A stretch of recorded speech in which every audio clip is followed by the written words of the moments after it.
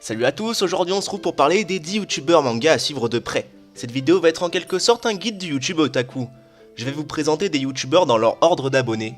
Je commence du plus petit et je finis donc par celui avec la plus grosse communauté. Sachez juste que je ne citerai pas dans cette vidéo des commentateurs qui ont plus de 50 000 abonnés car je ne vois pas vraiment l'utilité de vous parler de gros youtubeurs qui sont vraiment déjà connus. Sur ce, c'est parti! On commence avec la chaîne de Clem qui a ouvert très récemment. Il n'a fait pour l'instant que 2 vidéos mais elles sont vraiment propres et travaillées. Ce n'est pas juste des vidéos présentation d'un jeu ou de figurines, elles apportent vraiment quelque chose en plus. Ce youtubeur n'a pour l'instant que 44 abonnés et débute tout juste, je lui souhaite donc une bonne aventure YouTube. On enchaîne avec la superbe chaîne de Blabla Manga qui est vraiment super. Je trouve que ce youtubeur a vraiment un très bon commentary, surtout lorsque l'on compare son aisance à l'oral par rapport à son nombre d'abonnés qui est vraiment très faible. Sa chaîne est suivie par 159 personnes et il aborde tout type de sujets autour du milieu du manga.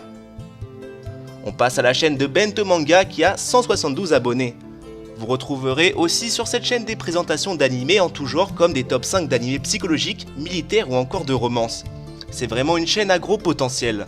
La chose qui me pose un peu de problème ce sont les titres et les miniatures qui font un peu toujours dans le style « cet animé est vraiment incroyable ». Bon bien sûr je chipote un peu et je vous conseille vraiment d'aller jeter un coup d'œil à cette chaîne YouTube Manga. En quatrième chaîne manga que je vous conseille, c'est celle de Shinro qui aborde des sujets originaux comme par exemple une vidéo qui porte sur les compositeurs dans le monde des animés. Quand je regarde ces vidéos, j'ai souvent l'impression que je regarde celle d'un gros youtubeur tout simplement parce que ces vidéos sont vraiment très complètes. Je dirais même sincèrement qu'il fait des meilleures vidéos que pas mal de youtubeurs qui ont plus de 100 000 abonnés. Le seul problème avec cette chaîne, c'est que Shinro n'est pas très actif et c'est vraiment dommage. Il semble cependant repartir sur un bon rythme avec ses 3 dernières vidéos. On enchaîne avec Cardia Sensei de la cave aux animés qui est suivi par 3600 personnes tout de même. La chaîne est dédiée aux présentations d'animés de saison. La vidéo qui m'a le plus marqué sur cette chaîne est celle portée sur comment faire un animé qui est vraiment juste énorme. On passe désormais avec la chaîne de Josh l'Otaku qui est portée sur les déballages de figurines. C'est sûrement la plus vieille chaîne de manga avec laquelle je suis abonné et je vous promets que vous n'allez pas être déçus si vous êtes fan de goodies. Les présentations sont juste parfaites avec un petit speech sur le personnage ainsi que les points forts et les points faibles de chaque figurine. J'ai aussi adoré ces reviews de scan de One Punch Man qui sont vraiment assez intéressantes. On voit d'ailleurs qu'il ne fait pas ça juste pour plaire aux gens comme certaines reviews, mais apporte à chaque fois des réflexions sur différentes actions dans le manga qui sont vraiment intéressantes. En 7ème chaîne manga, nous avons Shiver Otaku du haut de ses 7300 abonnés. Et devinez quoi, c'est une fille. Même si la plupart des youtubeurs sont masculins, on a aussi quelques filles et ça permet un peu de diversifier justement le YouTube manga francophone. Le contenu sur la chaîne est vraiment très diversifié et je pense que ça peut plaire à la plupart d'entre vous. Nous avons désormais Hiroom avec sa chaîne secondaire manga. Il est plutôt spécialisé dans les reviews SNK ainsi que présentation de news autour des nouveautés. Il commente toutes ses vidéos en facecam et je trouve que c'est encore mieux, surtout lorsque l'on sait qu'il est vraiment beaucoup plus dur de commenter face à une caméra que juste avec un micro. Comme moi d'ailleurs au passage. Hiroom a pour l'instant 10 000 abonnés et je lui souhaite une bonne suite sur YouTube. En avant-dernière chaîne à vous présenter, nous avons la superbe chaîne de l'archipel Sabondi. Comme son nom l'indique, le commentateur Flippies est spécialisé dans le monde de One Piece.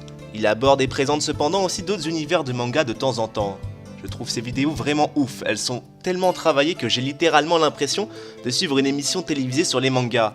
Le gars commente parfaitement bien et parle de sujets assez peu vus comme par exemple sa vidéo sur la place des femmes dans One Piece. L'archipel Sabondi compte à l'heure actuelle seulement 12 000 abonnés et c'est vraiment ma plus grosse incompréhension lorsque l'on voit la qualité de ses vidéos ainsi que son rythme de parution. On passe désormais à un youtubeur que vous connaissez déjà peut-être puisqu'il a tout de même 45 000 abonnés, ce qui est juste énorme. Je veux bien sûr parler de Manga Factory qui est clairement en pleine expansion. Le montage de ces vidéos est juste monstrueux et je trouve même que très peu de youtubeurs manga, tout nombre d'abonnés confondus, peuvent en dire autant. Ce youtubeur aborde tout l'univers manga et chacune de ses vidéos touche donc un large panel de personnes. Si vous aimez regarder des vidéos otaku et que vous ne le connaissez pas encore, foncez directement voir sa chaîne, elle est juste parfaite. Si le concept de la vidéo vous a plu, n'hésitez pas à liker et commenter. Et si vous connaissez d'autres petits et moyens youtubeurs manga qui sont vraiment intéressants et que je n'ai pas présenté pour cette première vidéo, dites-le moi en commentaire, peut-être que comme ça je pourrais faire une seconde vidéo si le concept vous intéresse toujours. Allez, ciao tout le monde!